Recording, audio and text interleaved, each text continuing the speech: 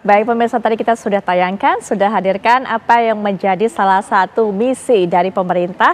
Tadi sudah kita gambarkan juga bahwa menyiapkan tim transisi menjembatani antara pemerintah yang saat ini sedang memerintah, sedang berlangsung untuk bisa melanjutkan program-programnya kemudian pada pemerintahan selanjutnya. Nah, kita akan lihat sebenarnya transisi ini perlu tidak? Pernahkah kemudian ini juga diberlakukan pada masa kepemimpinan yang sebelumnya? Apa pentingnya, apa urgensinya, dan bagaimana sebenarnya idealnya transisi ini diberlakukan?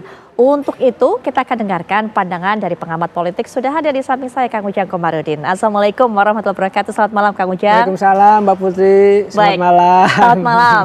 Nah, kita juga akan dengarkan pandangan dari Bang Ahmad Doli Kurnia yang akan juga menjelaskan lebih lanjut kepada kita sebenarnya. Bentuk transisi ini seperti apa dan harapannya bagaimana? Termasuk juga harapan bagi partai-partai yang mendukung yang ada di Koalisi Indonesia Maju, mendukung tentunya Pak Prabowo Subianto dan juga Mas Gibran Raka Buming Raka. Bang Ahmad Doli Kurnia selaku Waketum Partai Golkar. Assalamualaikum warahmatullahi wabarakatuh. Selamat malam Bang Doli. Waalaikumsalam warahmatullahi wabarakatuh. Selamat malam.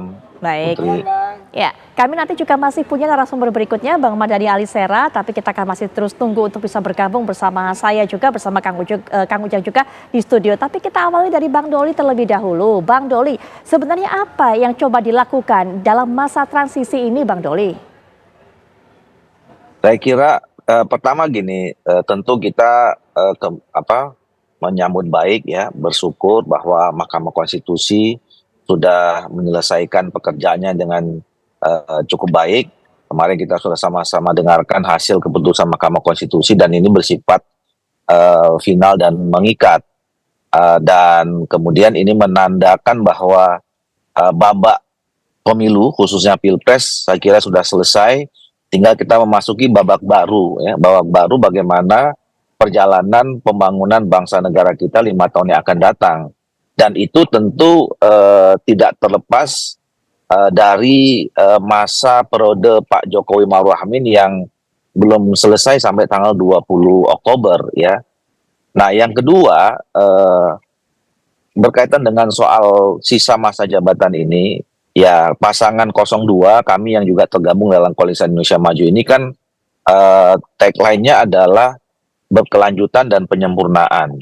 Jadi sebenarnya kita meneruskan ya catatan-catatan sejarah prestasi yang sudah ditorehkan dan mungkin masih ada sisa sekitar 5 bulan lagi yang akan dipimpin langsung oleh Pak Jokowi dan Pak Ma'ruf Amin, sisa-sisa program yang memang belum dilaksanakan. Tetapi Pak Prabowo dan Pak Gibran juga berkomitmen kan akan melanjutkan apa program-program visi yang selama ini atau belum terdeliver pada periode atau 2 periode ini ya ke belakang. Nah oleh karena itu sebenarnya pembicaraan kami di Koalisi Indonesia Maju tidak perlu ada semacam pemerintahan transisi ya.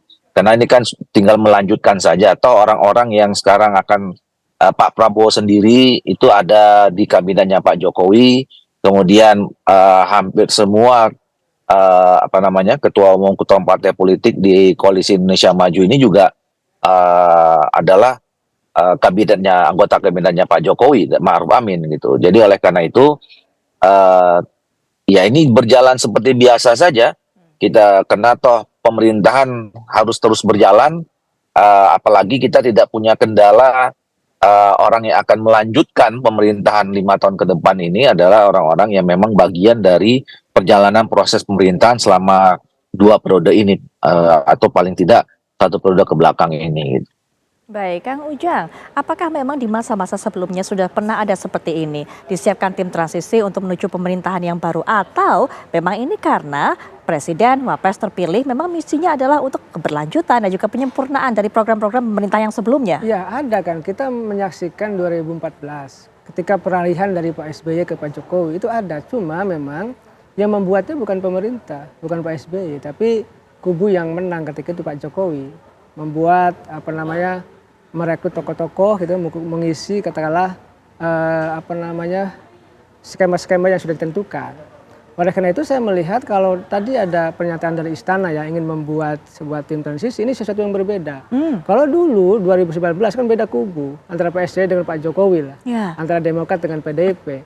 Nah hari ini 2024 kan kubu yang sama. Artinya pemerintah Pak Jokowi dengan Pak Prabowo, Gibran kan sama. Betul. Keberlanjutan tadi yang apa yang disampaikan Bang Doli. Betul. Jadi memang kalau mau ada transisi pun silahkan, tidak ada masalah. Karena dalam konteks ada kesamaan ya keberlanjutan dari pemerintahan Pak Jokowi dengan Pak Prabowo. Kalau dulu memang berbeda, itu yang sehingga tim transisi itu dibentuk oleh Pak Jokowi. Jadi saya melihat ya tergantung kebutuhan, tidak ada format baku juga dalam konteks membangun sebuah tim transisi ke depan. Jadi kalau Pak Prabowo membutuhkan ya dibentuk, kalau tidak juga tidak ada masalah. Karena pada prinsipnya itu sesuatu yang tidak diatur dalam ketentuan perundang-undangan. Jadi sifatnya ya kebutuhan saja. Kalau dia agak perlu silakan, tidak ada masalah.